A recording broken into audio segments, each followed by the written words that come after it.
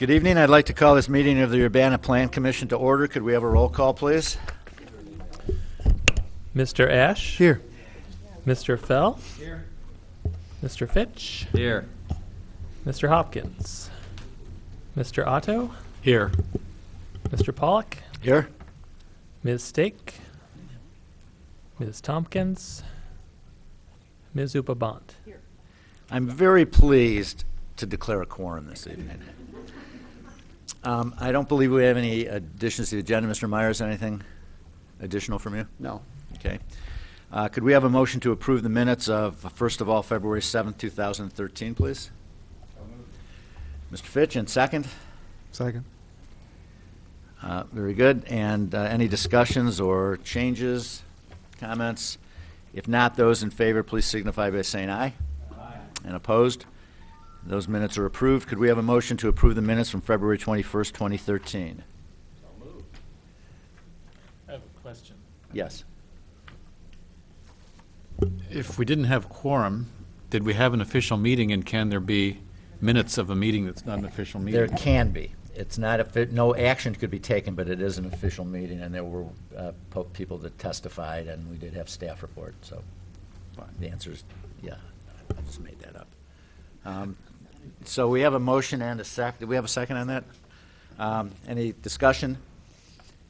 If not, please signify your approval by saying aye. Aye. And opposed? Those minutes are approved, and thank you to those commissioners who made it out in that storm for the meeting.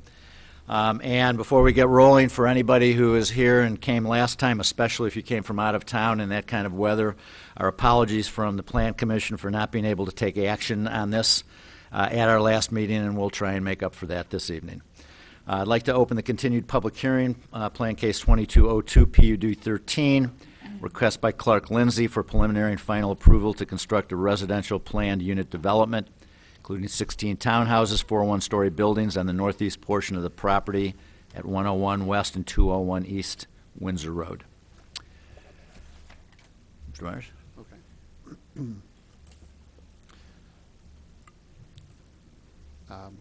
My name is Robert Myers. I'm the planning manager with the City of Urbana. One second.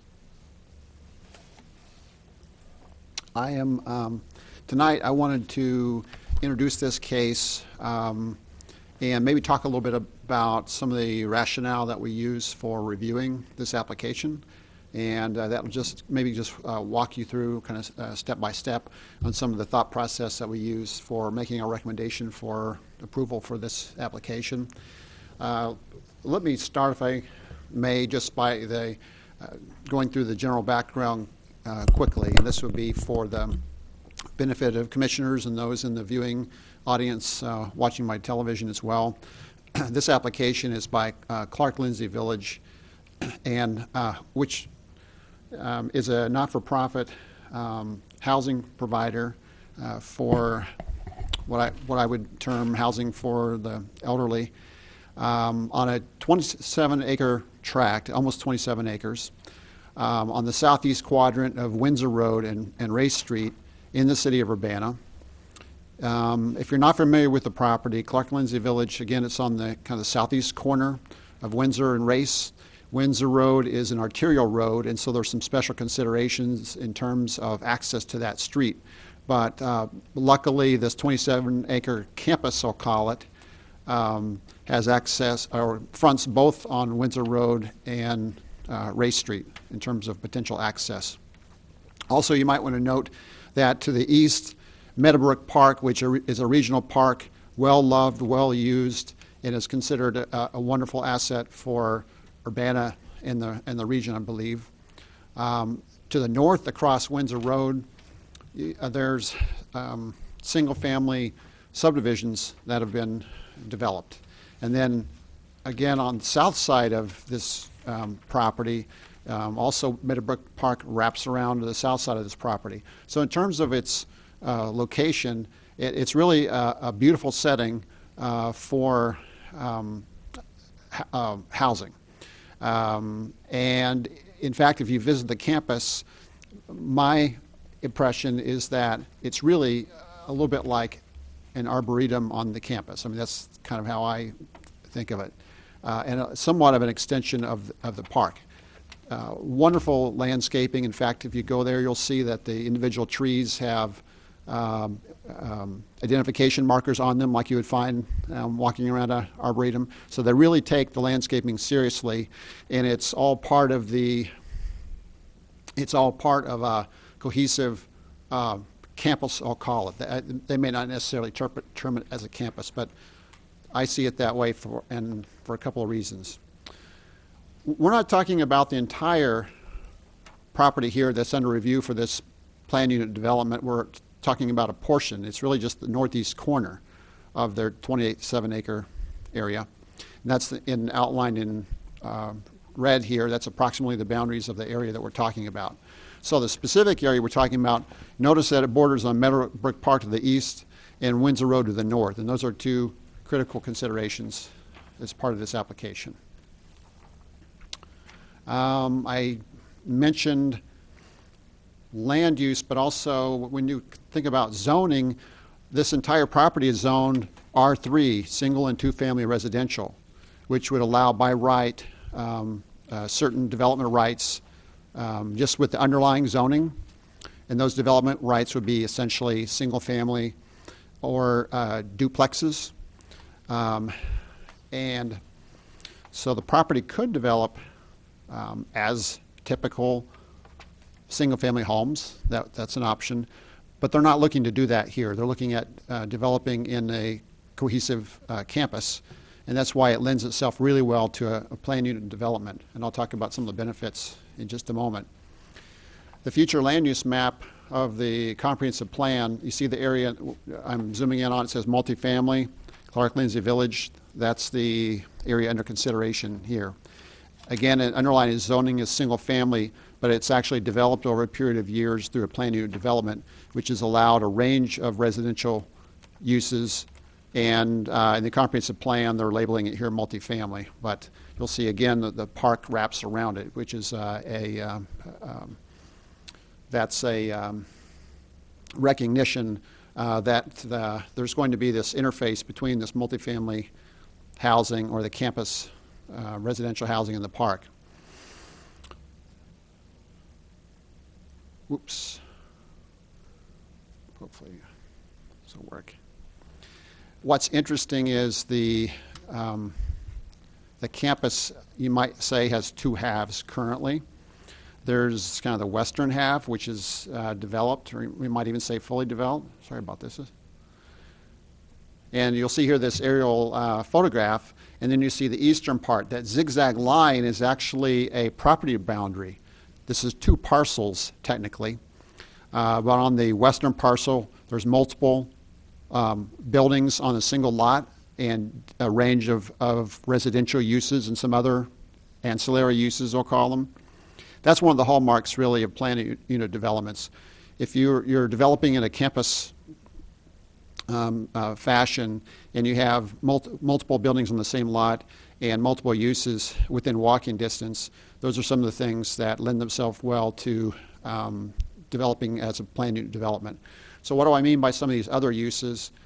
When you go on campus, you'll find independent living housing arrangements, you'll find assisted living, and then you'll find the skilled nursing. And I may not have those terms exactly right, but that's pretty well describes this stepped housing arrangements that are available on campus. You also have some other uses like a convenience store, not the convenience store oriented towards outside customers, but for the benefit of the residents there. They also have banking services. There's a dining hall. There's recreational services. There's a music room. I mean, it's really a whole range of different services and recreational amenities that are available to residents here on the campus. One of the beautiful things of developing in this fashion, I hope I get this term right. It's a continuing care retirement community. This model, continuing care retirement community, is that okay? Let me the best way I know to explain it is this. Think about throughout your life and all the different housing that you've had throughout your life, from beginning to end, and what you can or probably will encounter. Maybe you grew up in a single-family home. You went to college and lived in a dormitory. Then you got your own apartment. And then maybe you got married and moved into a small starter home. You had a child or more, and you moved into a larger home. Then your children leave and you downsize. And then at some point, maybe you don't need that much of a house, or maybe you need more help. Maybe you need some assisted living. So you move into an apartment, or you move into assisted living, and eventually you may need some sort of skilled nursing care. Now, that's natural. But what's really exciting about a campus like this is that you can do that, and you could move more seamlessly through those housing options and not have to lose your community. What I mean by that is sometimes if you move from one housing to another, and I've seen this with my own family, sometimes they don't want to move because for different reasons. They really like the house or whatever it might be. But another reason might be that they feel like they're going to lose their independence, or they're going to lose their community. They're going to lose their friends, their neighbors. But in a place like Clark-Lindsay Village, you move into independent living, and then you could eventually move, if you need to, assisted living or even skilled nursing, and you can still have the same friends. You can still have the same daily round of activity, and you don't lose your community. One of the people who testified last time mentioned that their parents had lived in Clark-Lindsay Village, and the mother lived in independent care, and the other one lived in, I think it was in the skilled nursing part. So the mom could walk down and see dad when they wanted to, and then they, go back home, and it's all on the same campus. So those are some of the benefits of this model of housing. Now, it's all helped by developing it in the campus, and the campus development is really made possible, or really supported, I'd say, by the plan unit development housing. As a matter of fact, Clark-Lindsay Village has been developing with plan unit development approvals for many, many years. And in fact, I believe Clark-Lindsay Village was our first plan unit development. The first approval was in 1973 for Clark-Lindsay Village for plan unit development. And over the years, they've had subsequent approvals, and they've had to amend their approvals.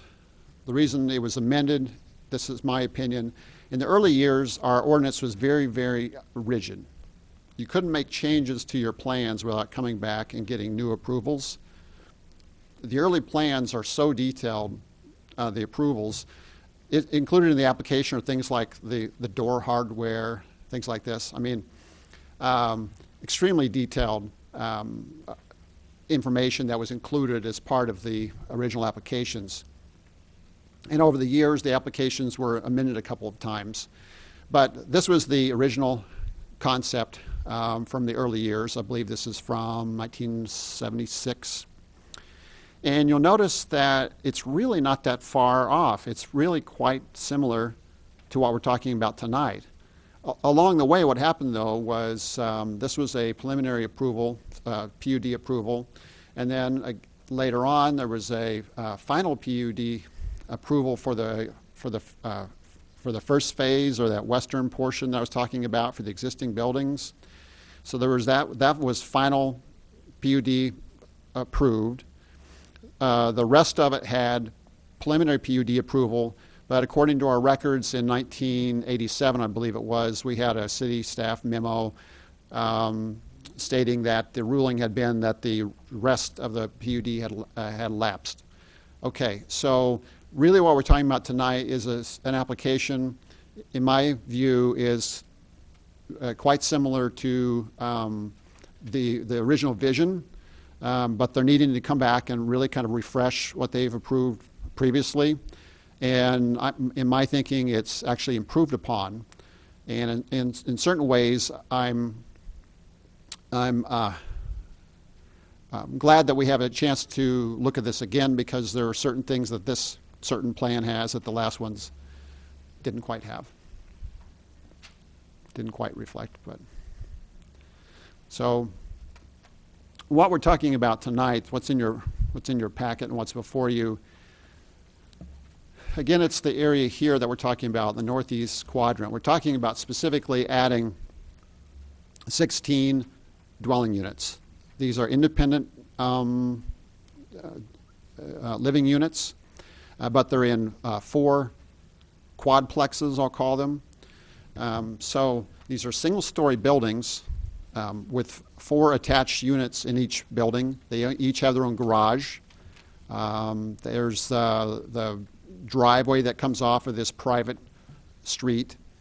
And you'll notice that also that the buildings are oriented, instead of having a wall facing Meadowbrook Park, the designers testified last time that instead they wanted to orient them east and west, and that would allow the park, essentially the view of the park, to come into, continue to come into Meadowbrook, into Clark Lindsay Village.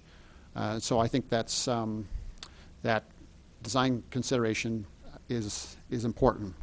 Also, I would like to note that we had a communication before the last meeting of someone who lived on the across Windsor Road to the north in a house that backs up to Windsor Road, and they, in the communication, they stated that they did not favor the application because they were concerned about the views. It would be interrupting or disrupting views or change the view. I don't know exactly what the wording was, but that was a consideration. I would note here that my reading of the site plan shows essentially four dwelling units backing up to a berm. So there'll be a berm between Windsor Road and these 4 units. You should think about that in terms of, is that or is that not, is that changing the views appreciably, or to what degree does that matter in this application? Obviously, we want to be mindful of neighboring uses. While we're at it, let me also mention, and this was discussed a fair amount last time, but it's really annoying with that thing popping up. Whoops. You know, we discussed last time also that Meadowbrook Park is on the east, and again, that's such a wonderful asset. But people use this walking path a lot, and the walking path will go fairly near the ends of these units. Now, again, it's not a wall, a wall of buildings that are going to be facing Meadowbrook Park, but there will be a view walking along this path of the ends of the building, and there is an elevation drawing within your packet. I included this table, the development regulations by district, just to show you, maybe this is too much information, but I thought I would just run it by quickly. The underlying zoning is R3, and we have these kind of set cookie cutter, I'll call them, development regulations. Minimum lot size of 6,000 square feet, minimum lot width of 60 feet, maximum building height of 35 feet, et cetera, et cetera. Well, again, this is a little bit different because it's more of a campus sort of arrangement. What I mean by that is if you live in these independent units, you could walk over to the dining hall and take advantage of those services there. You could walk across the way and go to the recreation rooms, take advantage of the banking on certain days, and et cetera. So it's really doesn't fit perfectly well under our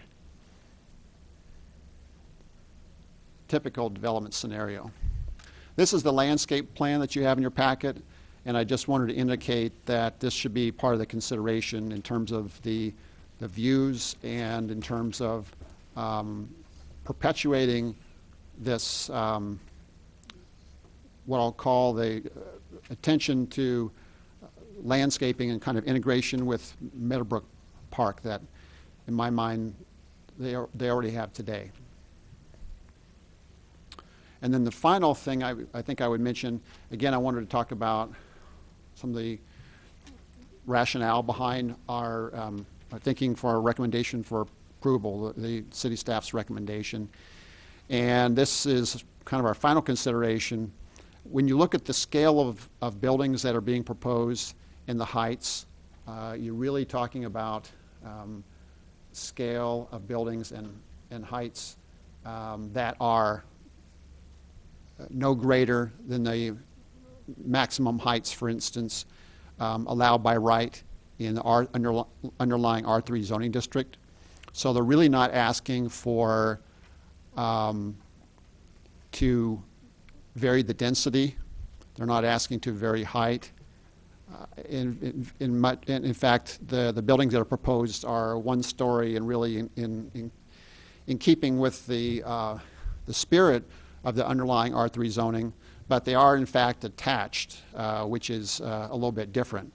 The other thing I would mention is that the building elevation that you see, and this is kind of this is not what you would see from the park, but this gives you a sense of, let me go to another one here. This is more like what you would see on the bottom from the park. You'd see kind of the building in. But even the top view, the point I wanted to make here is that the building is broken up into more human-scaled massing. There's not one great big long roof line for the entire building. It's broken up by kind of a series of these gabled roofs. You also have changes in materials. Here's another view of the roof line. And then here's a rendering of what the units would look like as you're looking kind of down that courtyard, that driveway, I'll call it. But again, the roof line is varied, and so that it breaks up this one large building into smaller units or smaller masses. You have different building materials. You have brick, what's I'm guessing like hardy plank or some other sort of siding like that. And then also there's kind of a push and pull design to it. It's not just one flat plane all across the front of the building. And you also have these projections and these recesses that visually help break up this larger building. So I think that is well within the what R3 is trying to what am I trying to say? It's compatible with what you would find for R3 development, but it's all part of a campus. I guess with that, I would ask if any of you have any questions, and I would also note that the applicants are here. They're going to be available for questions, and they may even have a presentation. Any questions for Mr. Myers? Okay, thank you. Do the petitioners, friends of the petitioners, relatives of the petitioners like to address the Plan Commission this evening? Thank you, Welcome. Mr. Pollock. I'm Carl Weber, lawyer in Urbana, and pleased to work with Clark Lindsay. And I'd like to first ask if you would like you have seen something of what we presented to you last time. Would you like for us to briefly go through the presentation that we had, or would you rather just ask the questions that you might have? Which would be your choice? Who was here last week and saw all this? A couple of you. I would say a little bit of further review would be glad to. good for the folks that were Be not glad here. to. Then, Excuse me. Is this the same video that was listed in the packet as well? yes, in the packet, it referenced the video of last week. That's Okay, right. Mhm. okay. In that case, a few people would be glad to speak with you, and that Tom Burns has been the chair of this organization for decades, and has done a wonderful job with his engineering background. That's an extra benefit. And he would like to tell you a little bit about the history of the organization. Deb Reardons is our president. With her background as an MBA, CPA, she's a fantastic CEO and is behind moving this along. She will talk to you about any of the management team that she would like to introduce to you. We're fortunate to have an architectural and engineering group of national reputation, and Ramachandran will be here to talk with you about that and talk with you and introduce any of his design team. I guess one thing I can mention is that since the last time, we have again been rated on the five-star out of 5-star by the U.S. News and World Report in the nursing home section. And a couple other things. We were asked a few questions about the road location, and we did carefully consider that, and I mentioned that in my letter. I think that the location of the road, trying not to have it too close to the park and not too close to the building, is kind of where we'd like to continue with that, if that's possible. We tried to address the park perspective. Vicki Mays is here and may speak if you'd like, and also Kathleen Holden is here, a neighbor who would speak to you also about her thoughts on this addition to the neighborhood. If you have any other questions, please ask, but I'll just turn it over to them now. Thank you. If your team could kind of summarize what you folks went through the last time for us, we'll see if there's questions along the way for you. Welcome. Thank you.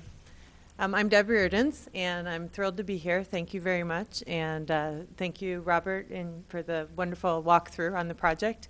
I also want to introduce our Director of Marketing, which is Ron Wilcox back here, so he's here as well. I have a few comments to talk about just in general how this project is important to Clark Lindsey and also how it's important to the city of Urbana. But Vicki Mays is here, and she has to leave, so I want to make sure she gets a chance to say a few words. So if you don't mind, I'm going to ask her to come on up here.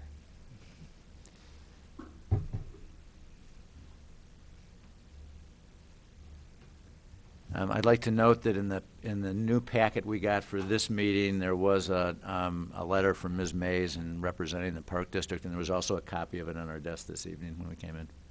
Welcome. Well, I'm glad to be here tonight. The Park District is supportive of this development. The Urbana Park District and Clark Lindsey Village have had a long-standing cooperative relationship in many different ways. For example, one of the things that for many, many years has occurred is that we've shared a parking lot. As it turns out, most park users come in on the weekend in the evening, and most people that work at Clark Lindsey during the week time come in the morning and the afternoon. And so we have a shared parking lot that Clark Lindsey Village helps us to maintain that, and it works wonderfully. Those of you who have been to Jazz Walk will remember over the last couple of years the Jazz Walk, one of the stations of Jazz Walk has occurred at Clark Lindsey Village because very often we think of the park and the Clark Lindsey as really a seamless border. We are supportive of this. We have been working, the Park District and the village have been working together to make sure that the landscape and the borders of our two properties are developed in a way that maintains the quality and the integrity of the park, as well as providing a pleasing border where you've noticed that little spit of land that juts into Clark Lindsey Village. If you want to know what that is, that actually was part of the original purchase by the Urbana School District to build a school at the Middlebrook Park location. And it was purchased with federal funds, and that was intended to be an entryway into the school grounds.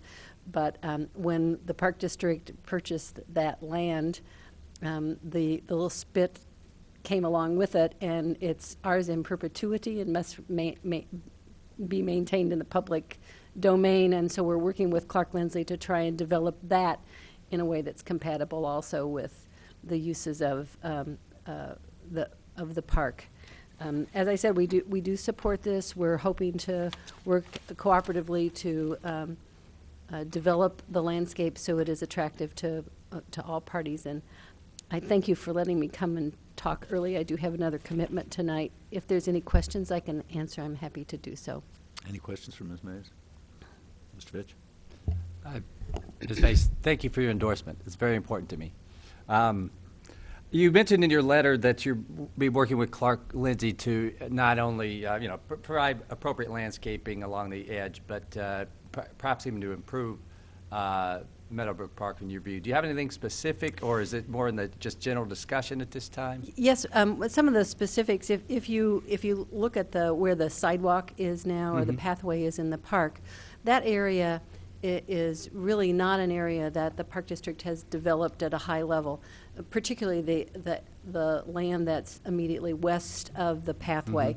And so what we're working with Clark Lindsay on is an opportunity to develop that a little more completely into a combination of prairie and savanna that would help to improve that particular border. We've also had a presentation to our Natural Areas Committee. I know Tyler is familiar with our Natural Areas Committee, and they have received a presentation as well as our Park Board on this concept, and are supportive of this as well. Thank you. Any other questions? Thank you very much. Thank you.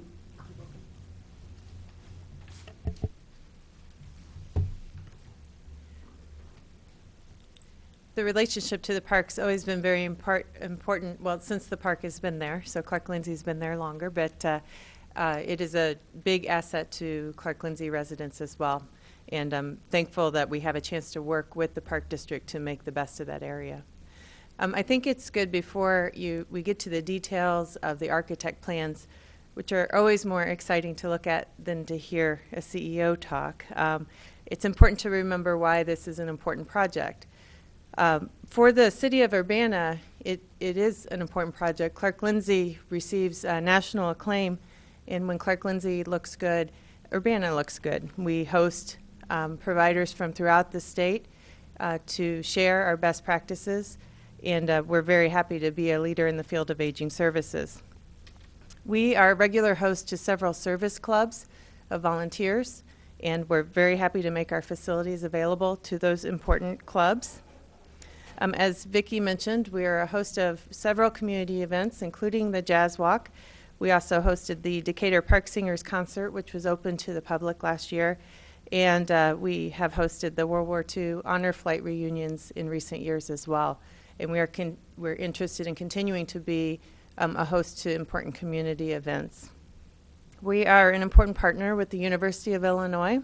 We have a student internship program in which we are able to get the students practical experience in the aging services field, and hopefully even recruit some of them to our organization.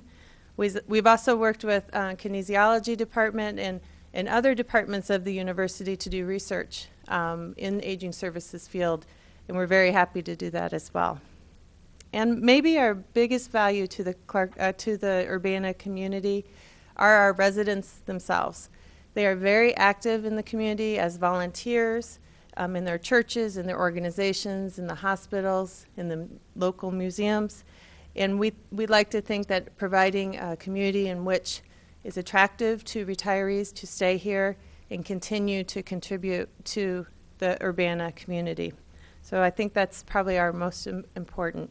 And as Carl mentioned, my CPA, I can't give a presentation without numbers. We are a large taxpayer in the city of Urbana, and this project will be a significant impact to the real estate rolls as well. Not only, though, is this important to the city of Urbana, it is critical to Clark Lindsay's future. This is a project that will allow us to evolve to meet the changing needs. The seniors that we served in 1977 when we opened our doors, we are serving their children now. And those who are on our waiting list are the children of our residents. And their needs of those three generations are very different.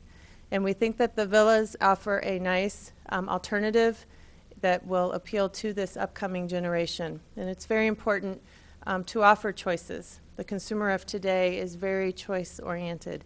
And some will choose the villas, and some will choose the apartments, but having the choice is a very important element. We also hope that the villa product will appeal to a younger retiree. Our current population at Clark Lindsey, average age of 85. You wouldn't know it talking with them, very active group, but it's an average age of 85. And sometimes the city of Urbana loses some of its great retiree talent because there is not an alternative to stay when you're, as Robert mentioned, moving from the big family home and looking to make some retirement choices. We hope that the villa helps us retain some of that early retiree talent in the community. Clark Lindsey's future success will depend on how competitive we are in the market. Recent newspaper notices there is competition coming to Savoy and Champaign, and we are very interested in keeping our Urbana location the premier place in all of Urbana-Champaign. And we think that this project is a step towards keeping that reputation intact. So thank you very much. I'd be happy to answer any questions, or I can introduce the architect to walk you through some details. Any questions? On the site plan, we have Phase 1A and 1B, and then future Phase 2 and future Phase 3. Do you have any anticipated timing for all future? the phases? Well, and the Phase 1A and B, which leads me to believe you're not going to build them all at the same time. That's a great question. Our intention is to build 1A and 1B together. It is somewhat dependent on the market's response to sales. So we have planned for the potential not to be able to build all 16 units, but it is our hope and plan to do so.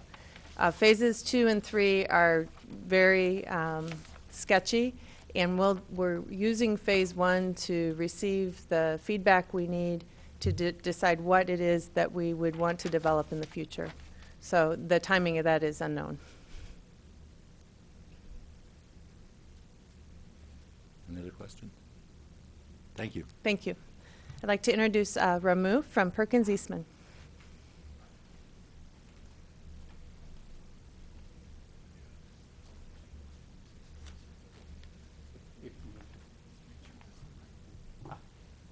Sure.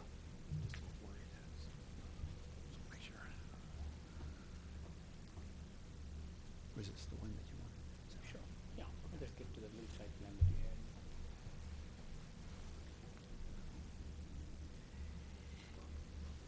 Good evening, Chairman Pollock and people that we missed last time. Very happy to be here. It's an honor to represent such a wonderful client and to be back at the alma mater and to be back in Urbana to present. And thank you everybody for joining us. My name is Ramu Ramachandran. I'm an architect licensed in the state of Illinois. Work with Perkins Eastman. We are a national architectural firm with a significant national leadership position in senior living. We've wonderful clients and wonderful projects across the country.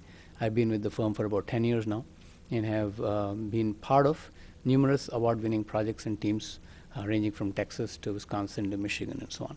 So very happy to be back in Urbana. So I've been waiting a long time to come back here. So having said that, I'd also like to introduce here a teammate of mine, Michael Renner with Erickson Engineering Associates. Mike's our civil engineer. He also is from Urbana. His mother's from here too. And so I'm sure he's as happy as I am to be back in town. So we both are here to answer any questions. I will briefly mention a few words that I mentioned the last time and open it out for questions from all of you. We've fundamentally refined the concept that was originally approved as a PUD in 1976, as Robert mentioned. We do believe that this is a very necessary addition for the just the financial health of Clark Lindsey and to protect it and ensure it from competition. It's a very necessary need. We see this in a lot of our clients across the country. There is definitely a need to bring in a product that would attract the slightly younger population that wants to come in with more independent options. And so the villa product is an ideal product to bring on. In terms of what we could add to the campus, it was our belief that, and I'll take you to the right sketch here in a second. It was our belief that adding the units the way that we have right now on the, sorry about that, get to the right plan here. All right.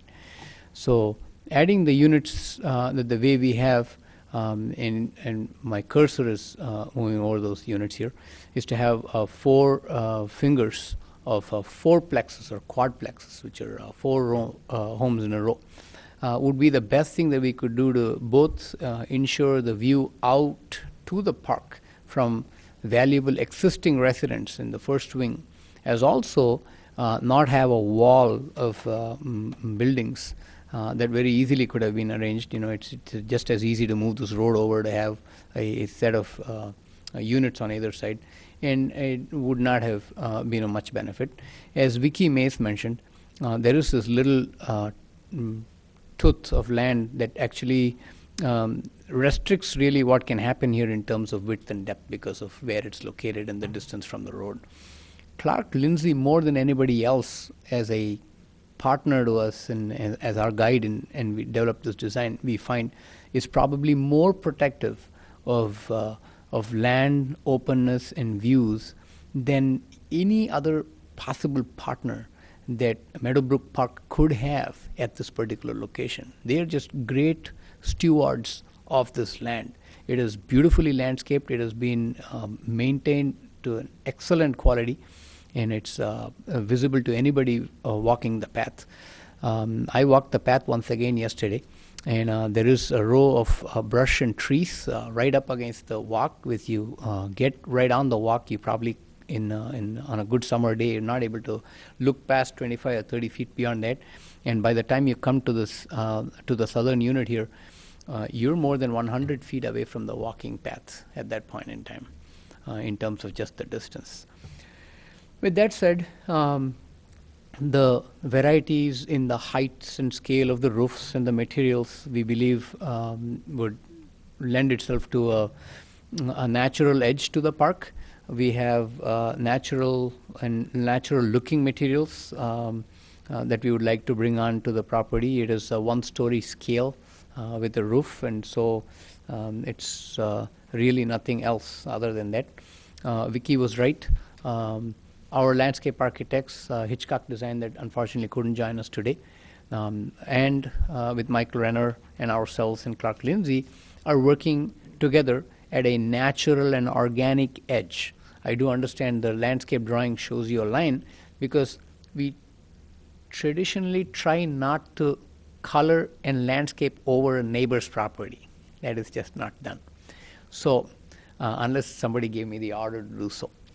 And so you would see what appears to be a line, but in essence, really, people are talking to each other to have a much more natural organic edge with plantings and prairie penetrating the Clark Lindsey property from the park and vice versa, to ensure that it is actually a natural edge, and to when it's completed well, you probably would not know where the property line would fall.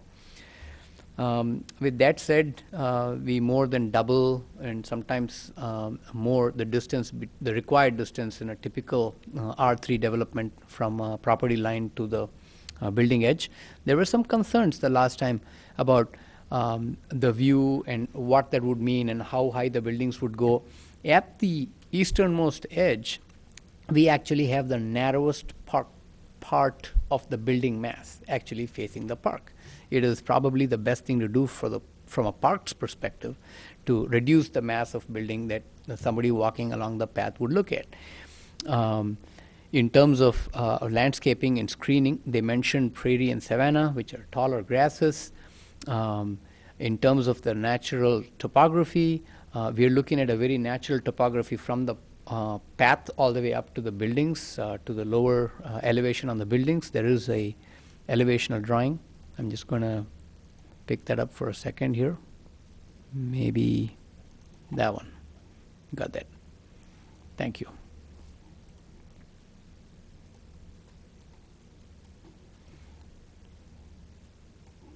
And there was some concerns about dimensions that we might have shown and what those meant.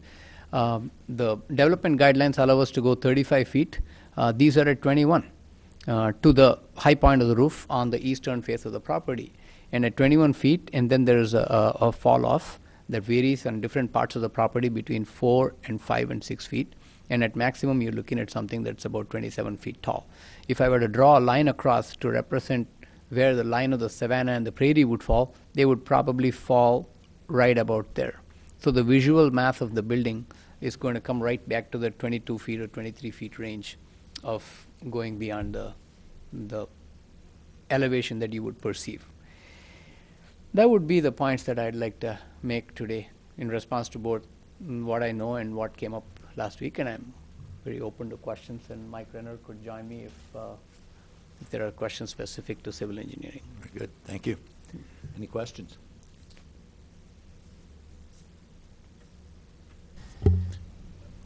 I believe last time, I don't see it in the documents I have in front of me tonight, but you had said that the overall, for track 2, the overall capacity is being reduced from 88 to 80, that the original plan, or the previous plan had 88 and reducing it to 80. You know, I'm looking at the amount of land that is used up in the first 16. Mm-hmm.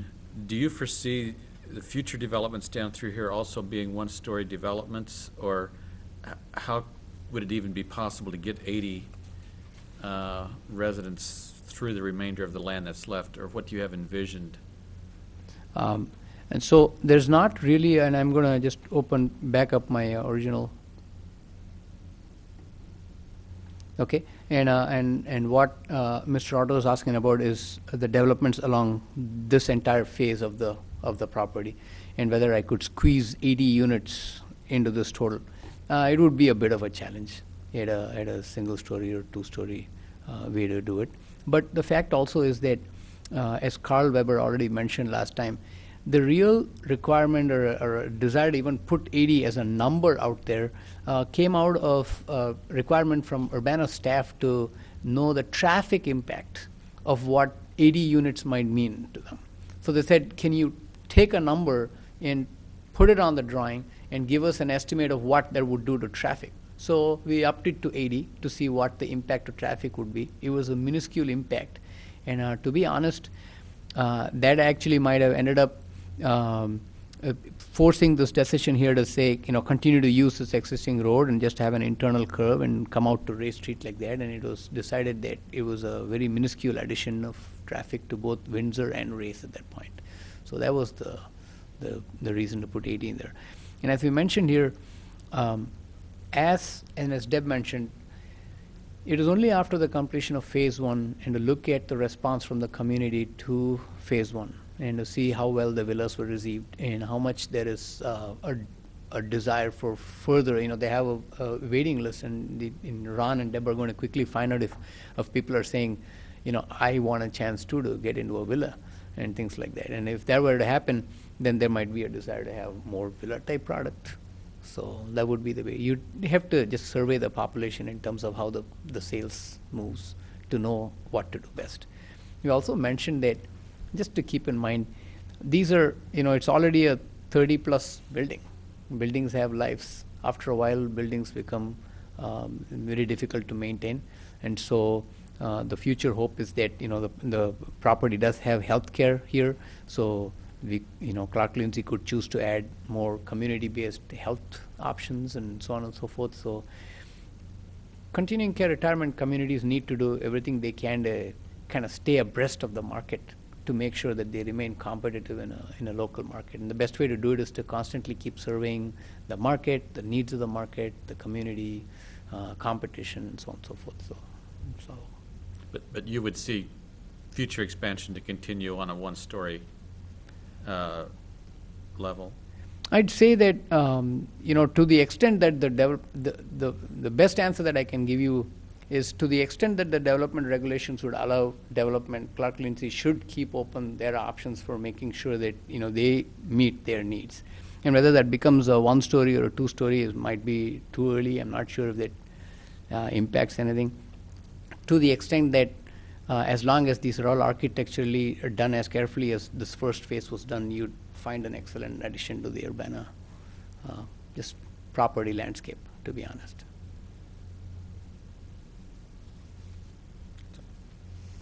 Any other questions? Thank you very much. Absolutely. I'm very happy to be here once again. Thank you so much for the opportunity. Who's Tom next? Burns. Take your time, Mr. Burns, there's no reason. Or- Don't run, it's okay. Oh, We're not going anywhere. well, I'm excited about this project. Good. It's easy for me. You guys know me. I've been to projects with you before. I'm Tom Burns from Burns Clancy and Associates. I'm, I think, 32 years as the chairman of the board for Clark Lindsey Village. It's been one of the positive and thrills of my life to do this. It's a continuing opportunity to serve the community. Ultimately, served my mother, who lived here and then ultimately died here at Clark Lindsey. And one of these days, Tom and Jeannie Burns will probably in Clark Lindsey Village as well, and maybe we'll get to that same process as well. It's part of life. It's how we move forward. One of the items I want to make sure that you folks appreciate, those of you who may know the community and know this particular site, the location of the Arboretum-like facility that we have here. The fellow's name is Bob Chamberlain. Bob was the landscape architect for the University of Illinois and retired from the university and came and lived in Clark Lindsey Village, he and Suzanne. He lived to almost 100 years old, but he was one of the fellows who did the concept of what we're going to look like, how we're going to be as you walk down the road and what we can do.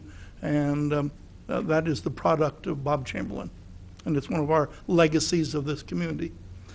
Good fellow, nice guy, and has given us a real variety in the life. One of the items and I'll try to be brief I can with this, the variety of choices that we're trying to provide to the folks. And I always get so excited seeing the concept that you folks and this community did in the late 70s. And here we are now. It's not much of a different of a concept now of what was done back then. And I'm feeling good about that for Urbana and the folks who thought about it and my predecessors, et cetera, and how we're doing this. We're still proud and pleased of what we've done here at Clark Lindsey Village. I'm particularly pleased, and I'll say on behalf of the administration here for Clark Lindsey Village and the rest of the board of directors, one of the things that we wanted to do to make sure we would hire a nationally renowned and capable team to come here to Clark Lindsey Village to do what we need to do the next phase.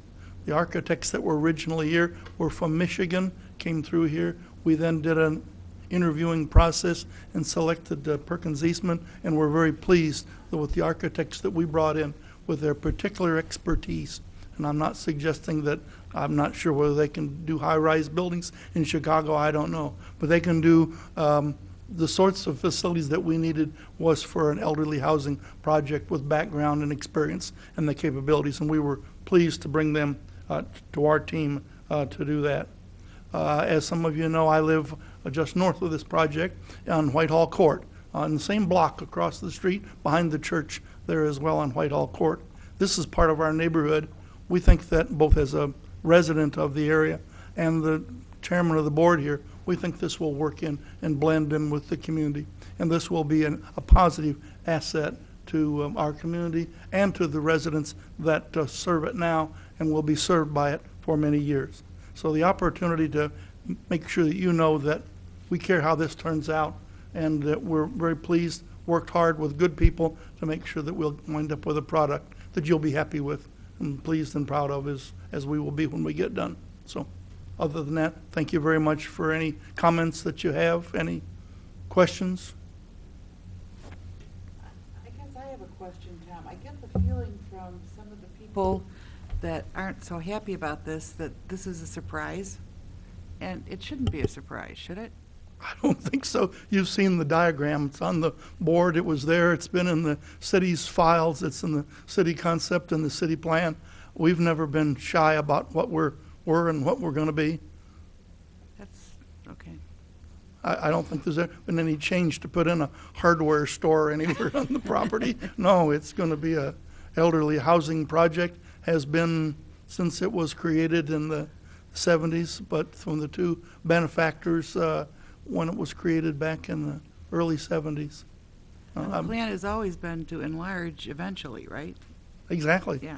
In fact, and as I always suggest, and I've said it again tonight, there was the plan we did in mid-'70s, and you look at it now, it's about as close as the same thing that was proposed then as what we're planning to do now. There's some modern updates on the style and the format and the way the utilities will be built and all sorts of things like that, and the staff will get to review those. But I think concept is about as close as I can find as what we got approved once before, trying to get a refinement and the final version of that. Okay, thank you. Any other questions? Thank you, Mr. Burns. Thank you.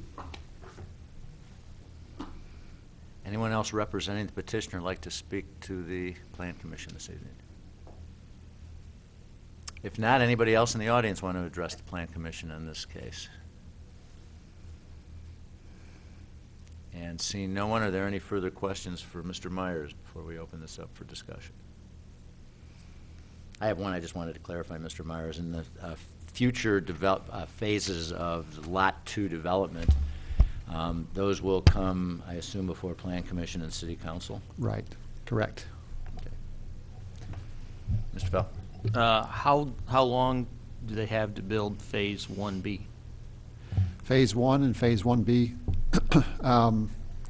they would have a year to begin work if they need to begin construction. If they need an additional year extension, they can apply and get that approved administratively.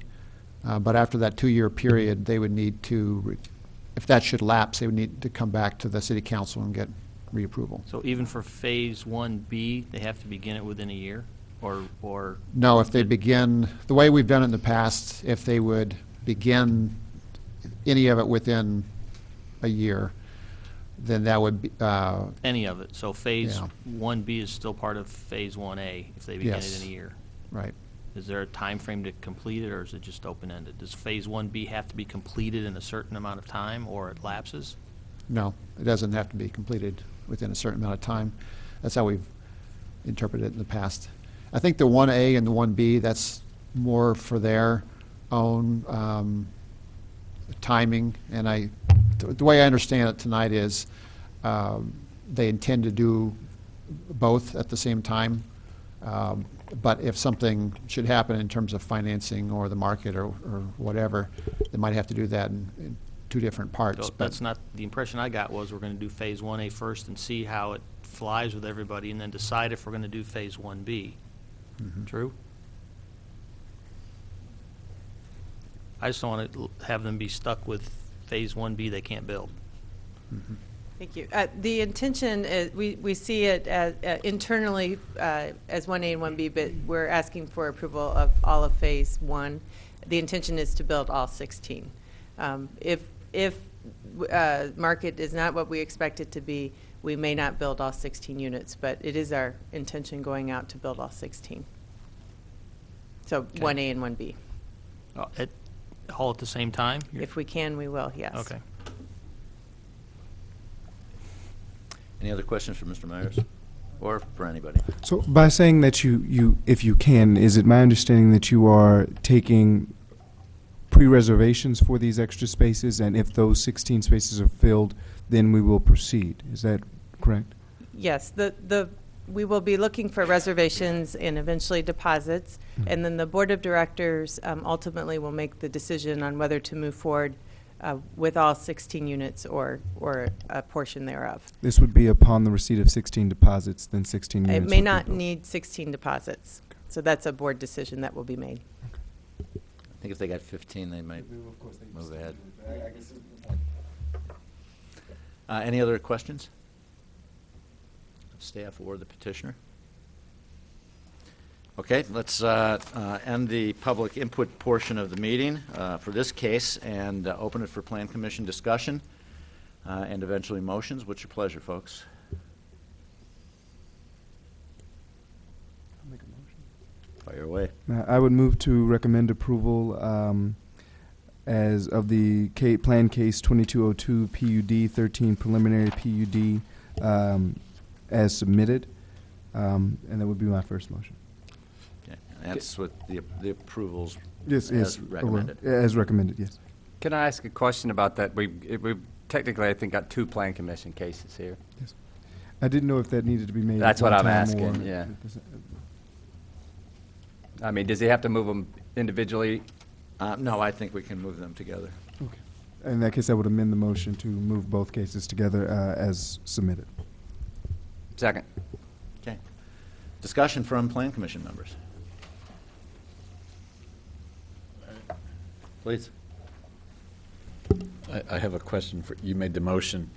The staff recommendation is to submit it, to recommend as submitted with 2 minor conditions. Oh, excuse me, yes. Did you mean to move number 1 as submitted or number 2 as submitted, including conditions 1 and 2? It was my intention to follow the staff's recommendation and make the motion. On both. Yes. Okay, so I just want to make sure the recording Okay, secretary sure. has that, because Yes. it's a little, Thank you for that clarification.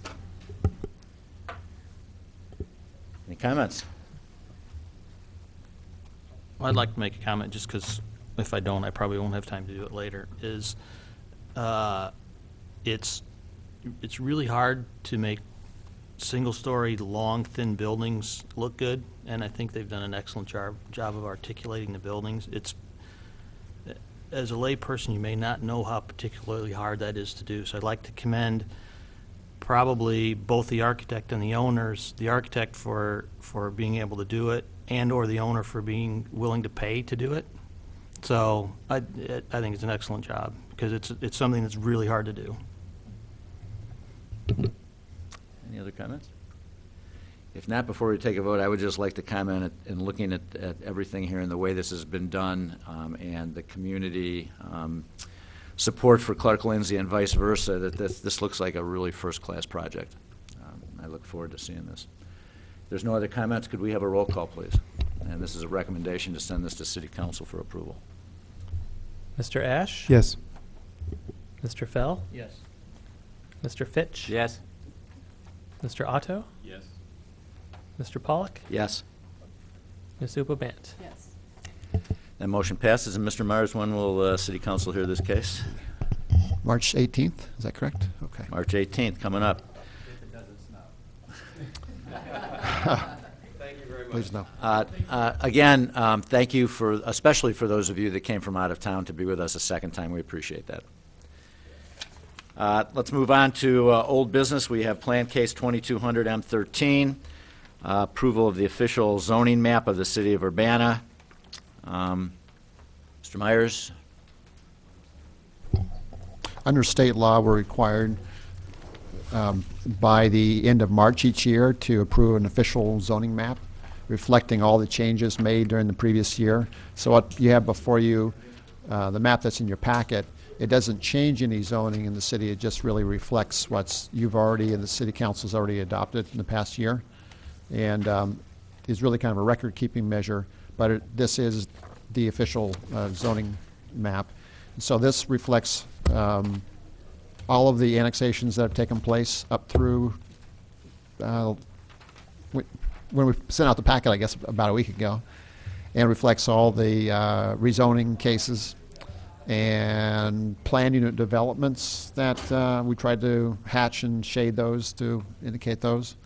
Anything else, Jeff, that is new this time around? That's everything. All the approved subdivisions as well. Right, approved subdivisions, yeah. And would you like an official motion and approval, acceptance of the map? Please, yeah, a recommendation for approval of the city council would be great. Okay, I guess before we run through that, we have had our little staff presentation. Does anybody in the audience want to address the Plan Commission on this case? And if not, any further questions for Mr. Myers or Mr. Angstrom? If not, could we have a motion for approval, please? I'll move Plan Case 2200 M13, the updated official zoning map, be forwarded to the City Council with a recommendation for approval. And a second? Second by Mr. Ash. Any comments? Could we have a roll call, please? Mr. Esch? Yes. Mr. Fell? Yes. Mr. Fitch? Yes. Mr. Otto? Yes. Mr. Pollock? Yes. Ms. Upa-Bant? That passes. Will that also go on the 18th? Okay, for anybody March who is 18th. interested in that. We have no new public hearings, but we do have one item of new business, case number CCZBA 733AT12, a request by the Champaign zoning administrator to amend sections of the code regarding agricultural drainage contractors. Right. This is kind of a esoteric request, but I'll explain it as quickly as I can. Under state law, when the counties change their zoning, cities that have comprehensive plan and extraterritorial jurisdiction within 1.5 miles of the cities have some review powers and can actually could protest and force a majority vote for passage for changes to the county zoning ordinance. So the city customarily reviews zoning amendments for the county zoning ordinance to see if it would have any sort of effect with the city of Urbana. In this case, this is what I understand of the gist of it. An agricultural drainage contractor is a specific kind of contractor that to me sounds like it's a combination between a plumbing contractor and retail sales. What I mean by that is this is something that's typically located out in a rural area, and maybe they have lots of storage of pipe. It could be indoors or outdoors. It could be drainage tiles, and these are contractors who install this sort of thing, but then they also, it's a special form of contractor where they also sell a lot. In fact, they may sell more than half their income may actually come from sales of the drainage tiles to farmers. That's the way I understand it. And the reason I think that they're doing this is normally in an agricultural zoning district, the county wouldn't normally allow retail sales, but an agricultural drainage contractor, which happens to have more than 50% of its income from retail sales, is really kind of an exception to that rule, and they feel like it's okay to locate in agricultural zoning districts. So they're amending their ordinance to create this use category to recognize this land use that is already existing out there. So with that, the city staff has reviewed this county zoning text amendment. We don't feel like that there are any impacts generally that would affect the city of Urbana or the ETJ necessarily. And so we would recommend that the Plan Commission recommend that the City Council not adopt a resolution of protest for this matter. Okay.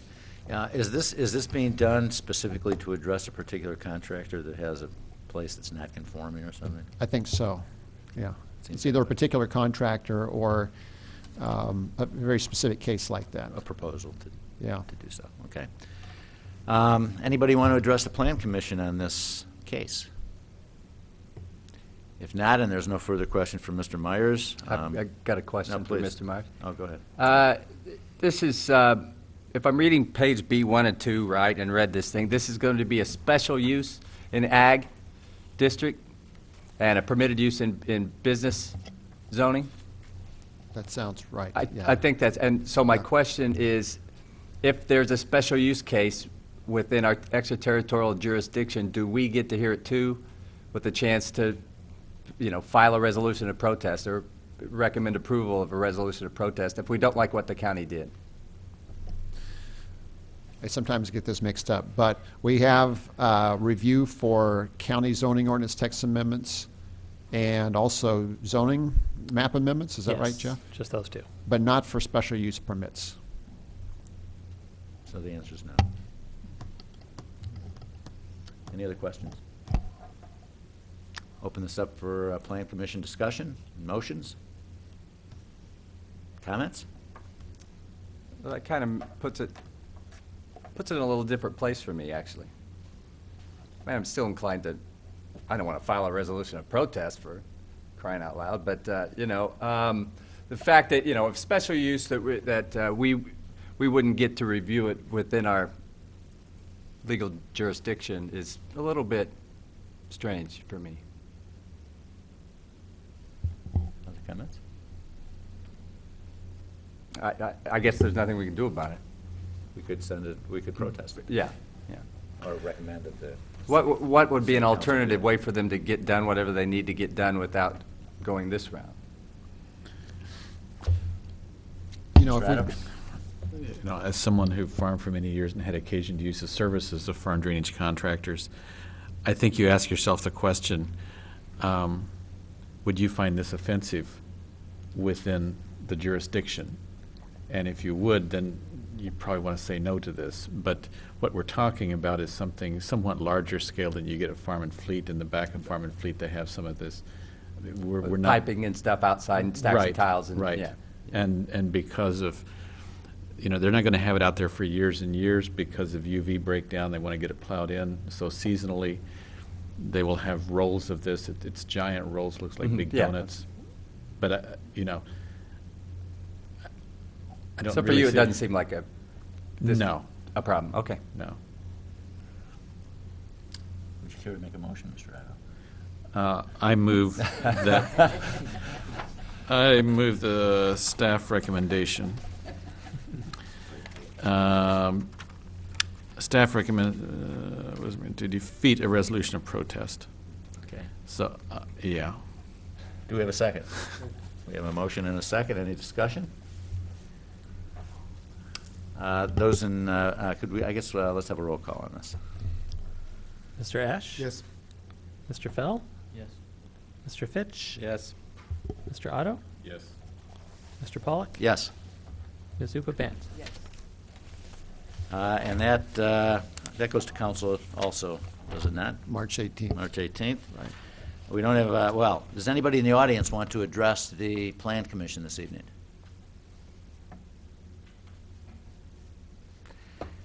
Staff report? Mr. Myers? I don't have any staff report this evening. It's pretty Okay. late. so. We do have something on here about Plan Commission meeting absences, and is that a discussion that you wanted to have this evening? You know, I could maybe talk about this quickly. I just want to maybe establish some procedures, the best way to deal with situations where we have last-minute need to not be able to come to a meeting. What I would like to suggest is maybe if I give you my cell phone number, my personal cell phone number, and if you've indicated that you're going to come to the meeting and then can't at the last minute, and I know things come up periodically, maybe just give me a call on my cell phone. And because otherwise, where would you know to call? You wouldn't know whether to send an email or to call Terry or call me, or just so we could coordinate. So if it's okay with you, maybe I'll just email everyone my cell phone number. That'd be great. I've already informed about 3 or 4 people here that of what that number is. So. Okay, okay. And it was, pardon me? I think he's okay with that. Well, you told me ahead of time. It was all right. And I think that's a good way to deal with it. What happened the last meeting, I think, was a perfect storm of unusual circumstances and inconveniences and weather and other issues. And, of course, we wanted to try and avoid that. And it just happened to happen on a night when there were folks here from out of town to address that case. And it'd be good to avoid that in the future if we can get away with that. Doesn't mean it won't happen, but gives us a little bit more leeway here on how to deal with that. So thank you. I appreciate that. Mr. Addo. I live close by, so I was able to be here, but I was curious about whether the meeting was canceled. Can we assume that if the city website does not show a meeting cancellation, it is on? Is there any way of, so I got home from work and I was wondering, you know, should I head down there because other public bodies, you know, were sort of canceling. So I went to the city website and I didn't see any notification, and I tried calling Terry's office, but the switchboard is dead. So I came on down This here. should help solve that problem, but the answer to that is, it's possible that we could have a bare quorum, and that at the last minute, there's somebody that has an automobile accident, they get sick, they can't make it. And I would say if it's if the meeting hasn't been officially canceled, that you should plan on dropping in and assuming that it will take place. If we would cancel at the last minute, I think we would call everyone, let them know that we're going to cancel this at the last minute because of whatever. Maybe it's some Okay. And for those of you awful that did come, I really storm. appreciate that. And Yeah. I know it's unfortunate to show up and have a meeting and not have enough people here to actually take action on the items on the agenda. So thank you very much. Study session, we have none scheduled for this evening. With all the business done, we're adjourned.